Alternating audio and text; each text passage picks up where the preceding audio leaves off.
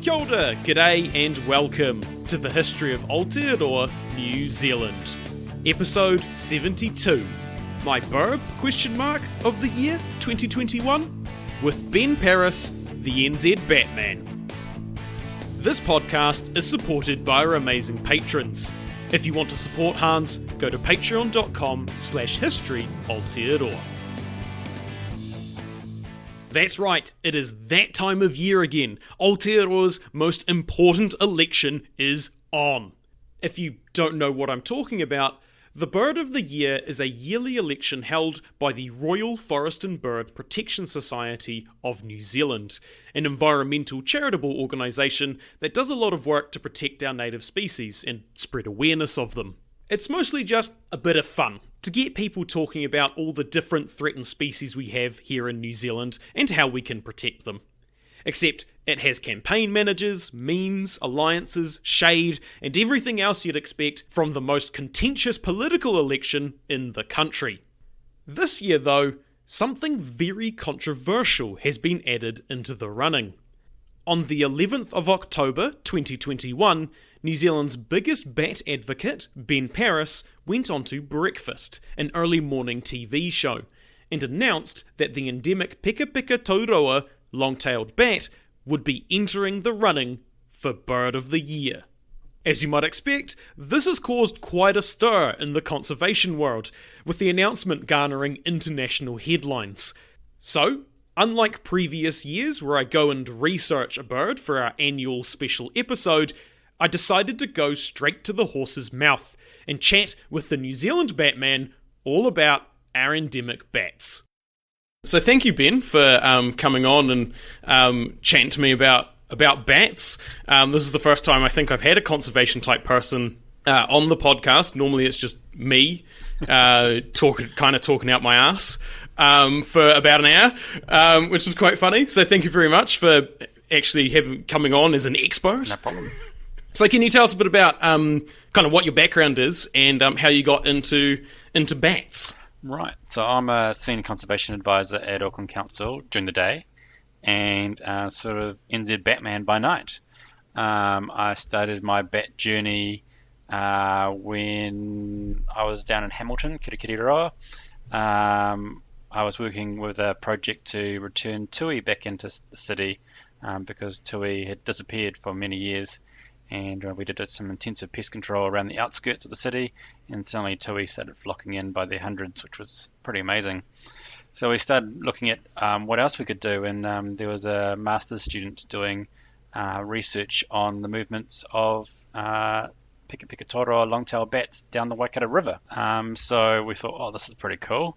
And we started running these bat night walks down the Waikato Museum, and they sold out so fast. It was incredible, and just the joy and awe of seeing and hearing bats was just really inspiring for me. And I thought, this is really cool.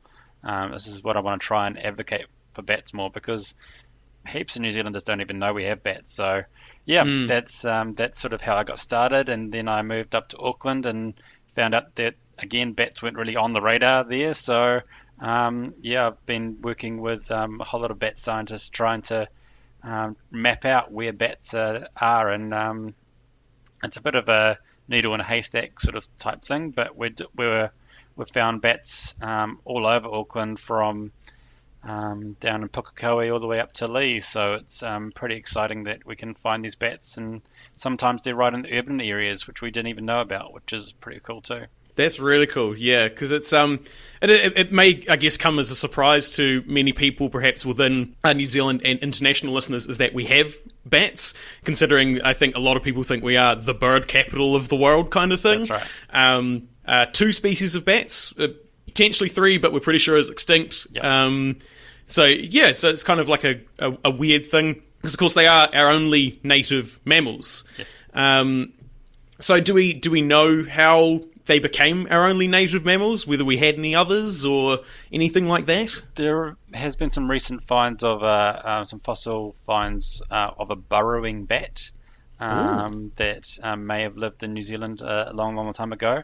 But we think that Mr. Sina, the short-tailed bat, or pekapeka-tou-roa, that came with New Zealand when it fell off Gondwana land many, many millions of years ago. So that's how it evolved its weird walking type habits. And so this burrowing bat may have been related to that somehow. While the long-tailed bat hasn't been here as long, only a million years. Only. Yeah, we think it might have blown over from Australia because the same genus is found there. But it's definitely the native species is definitely endemic to New Zealand, both of them. Yeah. Cool. Awesome. So obviously the kind of the prompt to ask you to come on and chat to me was Bird of the Year, yes, which is now Flappy Thing of the Year, I guess. So what was the thinking of putting bat in Bird of the Year? Because it is a rather controversial pick. I've been following it on Twitter quite closely, and the nation seems quite thoroughly divided on it. I have really upset some birders, I can tell you. I think that my Ornithological Society membership may be revoked completely. Yeah, I might hazard a guess that you are perhaps the number one wanted or hated man in conservation in New Zealand right now. Yeah, I haven't had death threats yet, but I've had some serious shade. Yeah, yeah. So what was the thinking of putting bats into Bird of the Year? Well, I've been trying to get bats in there for a long time, but been trying to work on Forest and Bird, and finally we managed to get there, and Forest and Bird agreed that it would be a really good way of raising the awareness for our pekapeka, and it really shows that this sort of platform can really do some wonders for the platform of our endangered species. And I'm not saying that birds aren't important, and there are many threatened bird species on the Bird of the Year list that never get a chance to shine, but bats will never have their own competition because a Bat of the Year in New Zealand would just be really, really boring. Yeah, that's fair. Yeah, no, it's it is really. I mean, I was stirring the pot a lot on Twitter. I'm not gonna lie, but it is. I personally think it's also really cool to have them in there. Again, not a lot of people really know we have bats. Not a lot of people know what threatens them and that sort of thing, how they're doing. So I think it's really cool to give them that platform, as you say. Yeah. And because a Bat of the Year would be really boring.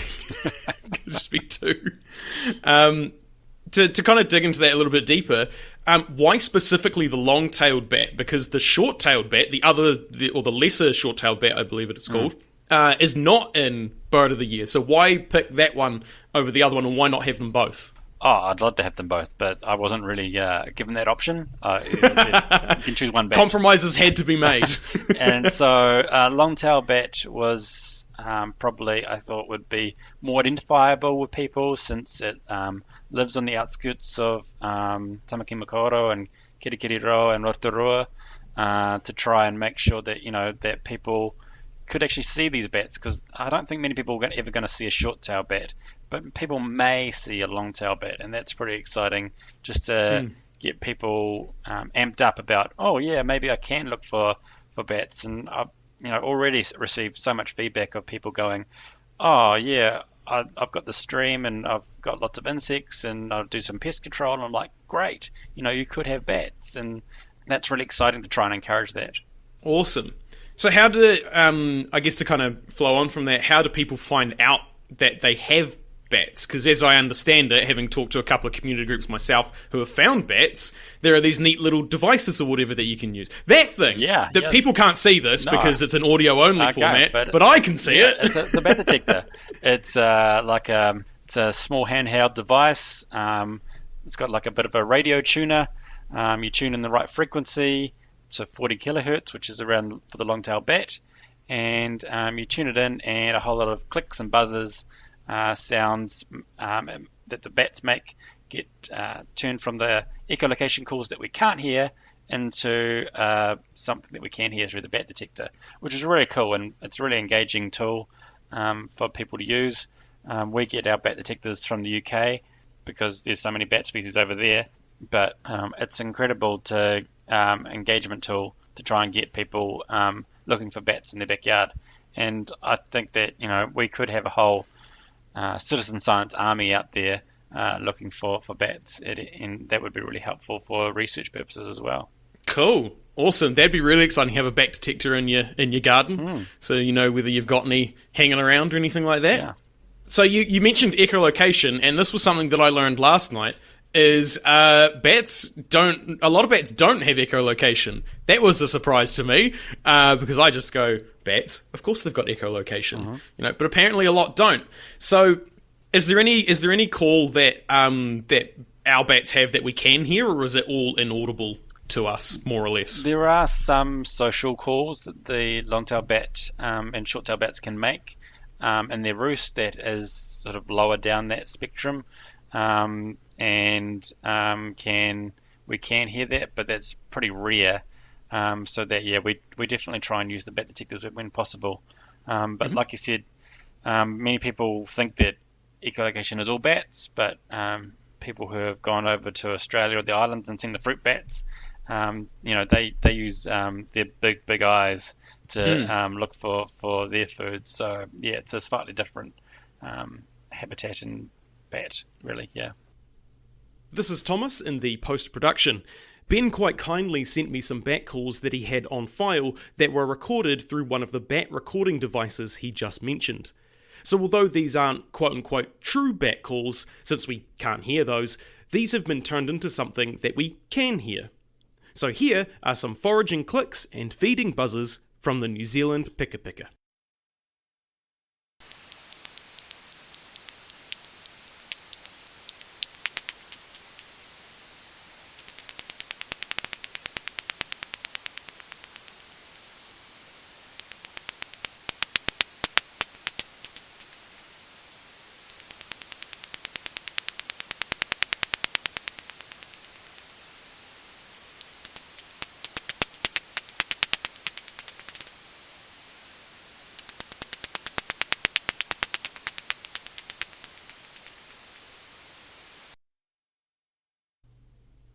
So, onto, I guess, a bit more of what they look like. What do they look like? How big are they? Are we talking like big bats, tiny bats? So our bats are micro bats. So the long-tailed bat is about the size of your thumb, about the wingspan of your hand, weighs about a couple of $2 coins. It's really, really small. So people ask what do I look for? Well, something that flies erratically like a swallow or a fantail catching insects, but right on dusk, obviously. So it's really, they are really hard to see and really hard to find, and that's why the bat detectors are really useful. So obviously they're endangered, basically like every other animal in New Zealand. Yeah. So how endangered are we talking in terms of like critically endangered and that sort of thing? So the short-tailed bat has responded really well to a lot of the big 1080 operations and things like that down south. So they're doing a bit better, but the long-tailed bat is critically endangered, the same in threatened status as the kakapo. And so we're finding them, because we're finding them on the edges of cities, we just don't know what the population might be doing. So we feel like they're going to be in big trouble because of the same old mammalian pests like your rats, your stoats, your cats, your possums, but also things like climate change may affect bats and carry dieback. So there's new emerging threats that may really mean that these bats are in trouble. Okay, so is there currently like a lot of research going into what? I take it from that face, the answer is no. Yeah, the trouble is that New Zealand's got a lot of threatened species, and there's not a lot of funding to go around, and the sexy species get the funding. So the big things like kiwi and kakapo get a lot of funding. Not much funding, but a bigger slice of that pie. So, but bats hardly register on the scale really. So, any research has to be sort of cobbled together with lots of little bits of funding to really not make up much. So, we're really hoping that sort of the Bird of the Year contest can sort of launch the bats into something bigger that maybe a big corporate sponsor might want to get behind or something like that, and that would be brilliant, because we really don't know much about these bats. I mean, we don't know much about their breeding, we don't know much about their habitat, we don't even know how they're doing really, so we'd like to know more. Okay, this might be a very short interview if that's the case, because that's basically a lot of my next questions. Yeah, no, I'm happy to answer what we know so far. Yeah, because I think it would cause quite an upheaval. I think if they first year in, it's a non-bird. You know, if they won, it's a first year they're in, it's non-bird, and they win. I think that's going to cause quite a stir, yes, more than it already has. Yes. So that would be that'd be exciting. So you mentioned a little bit before about how they kind of walk and that sort of thing, which, as I understand, is related to their feeding strategy, or the short-tailed bat specifically, yes, is related to their feeding strategy. Do you want to talk a bit about what that is and why it's weird? So when New Zealand fell off the edge of Gondwana land, those many, many millions of years ago, there was no other mammals other than these bats. So these bats sort of took on the niche of a mouse or a rat or something, and so they scurry along the forest floor, eating up little insects and berries and nectar and things like that. They can fly, and the short-tailed bat is actually one of the biggest pollinators of our native plants, such as pekapeka-tou-roa and many of the cabbage trees and things like that. But the trouble is that when we introduced our other predators, such as cats, rats, and stoats, that these bats just didn't have that instinct to. All they had, the instinct was to freeze, and it's not really useful for another predator like that. So the reason why they get so nailed is that during the day, of course, they go into sort of like hibernation, sort of torpor state. So a rat can actually come in, or a cat can just clean out a whole roost of bats without them even waking up.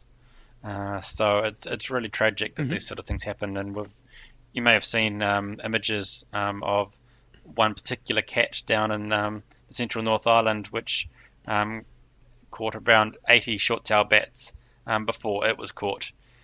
So it's just it's really horrible that that a single predator can do so much damage. Yeah, no, definitely is. Cats are, as you say, probably one of the worst worst ones. So when these cats and that sort of thing are trying to get them in during the day when they're in this hibernation state, where are they hanging out? Are they in trees? They roost in trees, in the hollows, and amongst under loose bark. The short-tailed bat seems to congregate in really large numbers, while the long-tailed bat seems to be in smaller family groups. During the day they're just in that roost, which for long-tailed bats changes every couple of days, which is really hard for us as researchers to find these bats, because you go, I found a roost tree, then the next day they're gone. And we think that's mainly because of the build-up of parasites and things, so they'll just move on to the next tree. And we're still trying to do a lot of research of why particular trees they choose. We think it's something to do with the sort of thermal dynamics, the insulation properties of some trees, of the way the sun shines on the tree and heats it up in the afternoon, so they sort of get warmed up before their evening flight. And we've been trying to sort of replicate that in making artificial roost boxes as well, to try and see if we can encourage them into these boxes, because of the massive habitat loss that they've suffered as well. Okay, and how's that gone? Are you finding quite good success? So we put them up when I was working down in Hamilton about 10 years ago now, and it took 6 or 7 years before we finally found bats were using them. So they are using them, and they can fit up to 50 bats in one of those little roost boxes.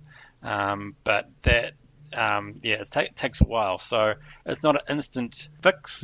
Because But we also don't want that. We don't want developers to go, oh yeah, we've cut down these trees and we'll put on some bat roots boxes and the bats will come. And yeah, that's not exactly true either. Yeah, no, nothing worth doing was easy. No, exactly. Oh yeah. So, do we know do they tend to favour certain species of trees, or and I guess in terms of like native versus exotic trees, do we kind of know a bit about that, or? Yeah. So the long-tailed bat has really adapted to the more the exotic trees as well. So I mean, the native trees it prefers are like the puriri, the kauri, those ones that are really big and gnarly. Mm-hmm. But it also has adapted to some of our exotic trees like the eucalyptus, the willows, macrocarpa, pine trees, especially the pine plantation forests. Mm-hmm. Bats have been found in there. So they've adapted pretty well to humans coming in and changing their habitat. And so, we're really encouraging people that if they live near a stream, near a big open area, near some bush, that before they fell that big old ugly pine tree, that they check for bats first. Okay, I've always found that quite interesting. Is this we're trying to get rid of all these exotic plants and that sort of thing, and there's a lot of interesting kind of things coming out sort of semi recently of like actually maybe we shouldn't be just chopping down trees willy nilly because there might be things in them that we actually want to keep. Yeah. That's right. So we've talked a little bit about, I guess, kind of a little bit what they eat. So what do bats eat kind of specifically in terms of species? You mentioned like insects and that sort of thing, but what kind of species are we talking? So the long-tailed bat in particular, it feeds completely in the air. So it's an aerial insectivore. It feeds on the moths and mosquitoes, the midges, the beetles that fly around at night, particularly along streams where a lot of insects come off the water during the night, and so they'll use streams as their feeding superhighways, and go into follow these streams along, eating insects that come off the water, and they particularly like forest edges, and getting the bugs and insects that feed off that come off the edges of the bush there. While the short-tailed bat is more of a deep forest forager. It'll like I said go into the pollens, the nectar, the insects and fruit and things like that. But it also is a big pollinator of the Dactylanthus wood rose, which is we've found out that this flower that comes up from under the ground is actually produces mammal hormones to attract the bats to the flower, which is really, really interesting. But of course that hasn't helped it so much when the bats have become endangered, and also attracts things like possums, which completely munch it all up and don't like go into it delicately like a bat does. Yeah. It means that both the short-tailed bat and the Dactylanthus are both endangered, and they sort of rely on each other as some sort of symbiotic relationship. Oh, interesting. That's really, I'd say cool, but I mean the possum bit's not that cool. But that's really interesting. Okay. So you've kind of answered this a little bit already in terms of like what kind of habitat do they like. I guess you were saying short-tailed bats like that deep kind of bush area, whereas the long-tailed bats prefer kind of, I guess, more open kind of area to be able to fly around and catch bugs and stuff. Yeah, that's kind of right. Yeah. Nice. So where, I guess more broadly, where do we find these bats kind of in New Zealand? What kind of areas are they only sort of found in kind of one particular area of the North Island, for example, or are they kind of a bit more widespread? So for short-tailed bats, they're found really only in the big old forest, and places where we're doing some massive pest control operations. So like pest-free areas like Aotearoa, Little Barrier Island, down in Aotearoa where they're doing some massive pest control, down in Fiordland where they've done some great 1080 landscape control work. While the long-tailed bat seems to be more widely distributed across both North and South Island. And we've found them, like I said, across Auckland. They're finding them in Northland. They found them down Bay of Plenty, Waikato, and they're doing some great work down the top of the South Island. Forest and Birds doing some great work down there, doing some massive work down in Canterbury as well, South Canterbury. So the more people seem to look for them, the more we seem to find them.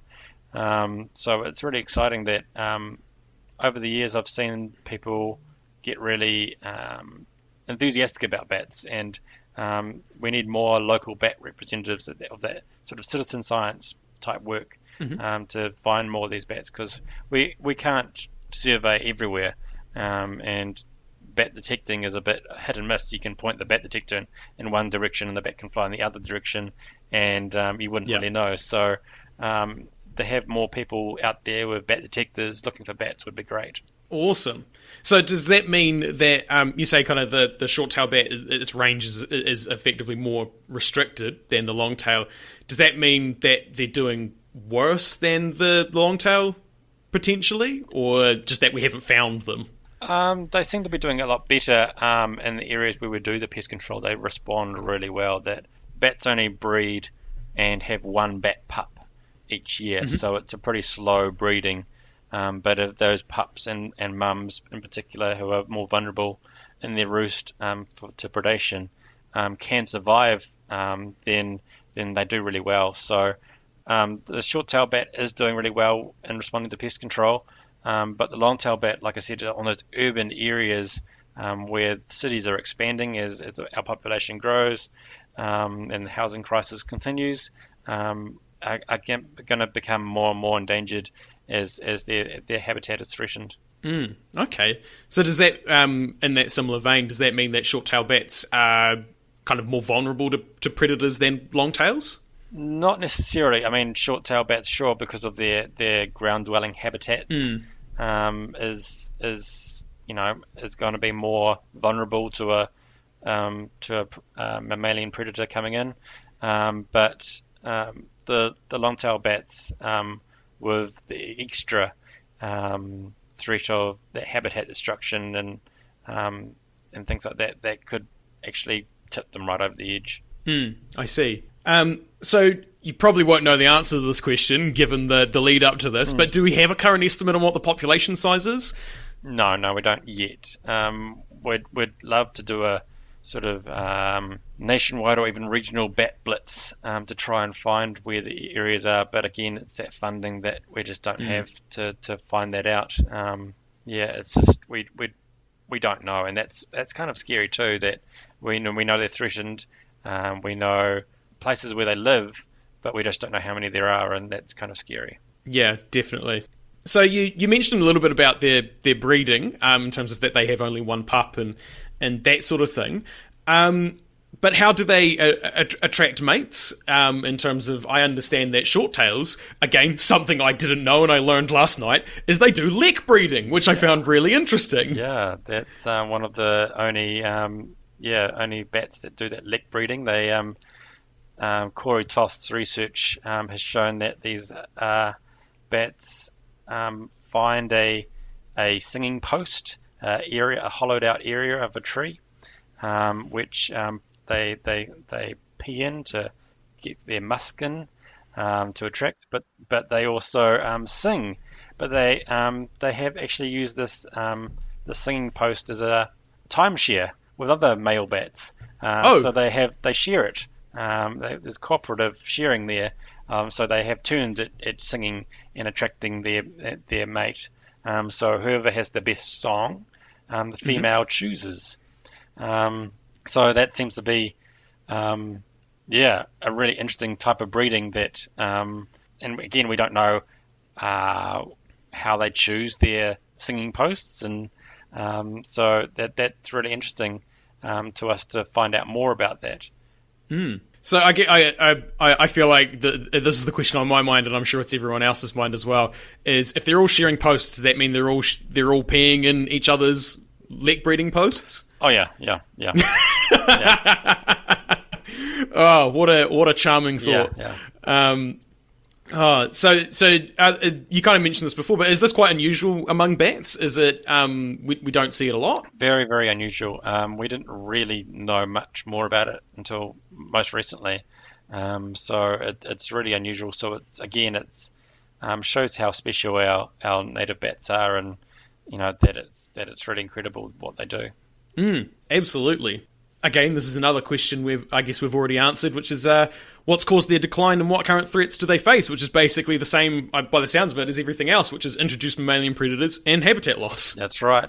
As well as the climate change for long-tailed bats, we think that it might affect the amount of insects that are available and things like that, as well as carry dieback, because a lot of the bats like to live in kauri.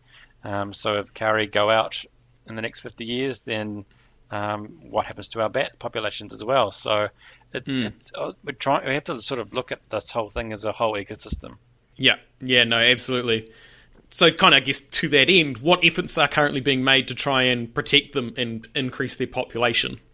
So there's a whole heap of efforts right across the country of people doing the awesome mahi, doing some massive efforts for pest control, because if you can do the pest control, then it's sort of you're almost over halfway there with that. So people doing some massive areas of pest control, and particular trapping and bait station work to try and kill off our introduced mammalian predators is really working a real treat. And same as the habitat restoration, restoring those riparian areas that bats use so often can really help increase their insect activity, so therefore you have better food habitats for them as well. So across the country, I've heard of a whole heap of really great projects of people just doing some amazing work to particularly to restore the bat populations, because they know how special they are. Yeah, certainly. As I kind of mentioned before we started recording, as I chat to a lot of community groups in my day job, as do you. There's a lot of community groups now that are only sort of recently discovering that they have bats in the area. One particular group I had was in Taupō, and they I went up to actually do their big rebate of traps and stuff.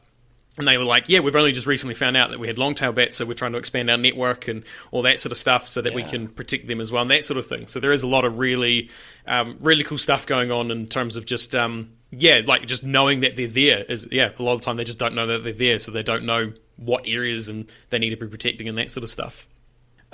So I guess a lot of people that would be listening to this won't be like us. They won't be deep in the goo of conservation necessarily. So what kind of things can people do if you're just a guy in your house? What can people do? I guess particularly during the fact that a lot of people at the moment in New Zealand are in lockdown. What can they be doing to try and help this bat conservation?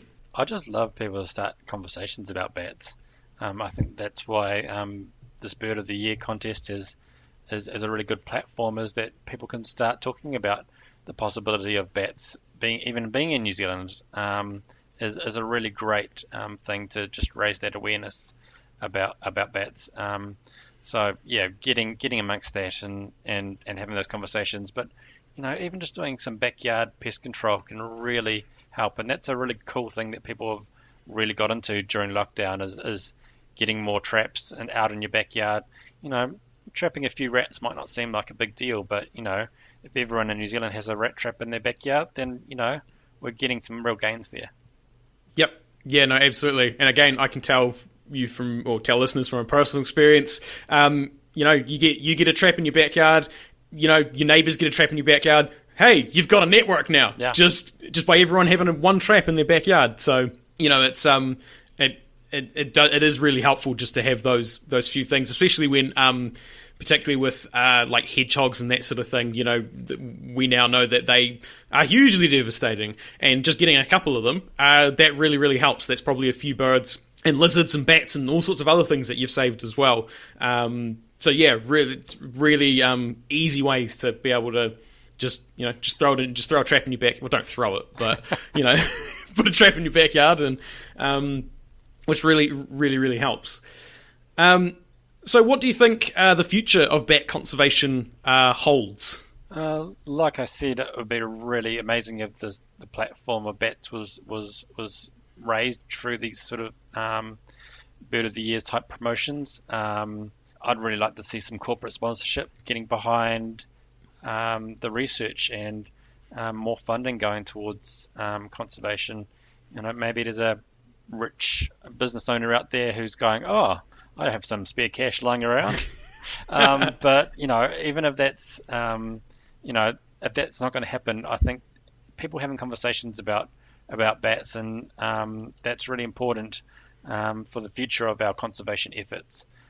Because if people are aware of them, then they suddenly start thinking about, oh, well, what if there is a bat in my backyard? What if there is a bat in that big old tree down the back of the gully there that I want to cut down? So I really think that bats can be a poster child for conservation, especially in urban areas where we don't have a lot of threatened species in our urban areas.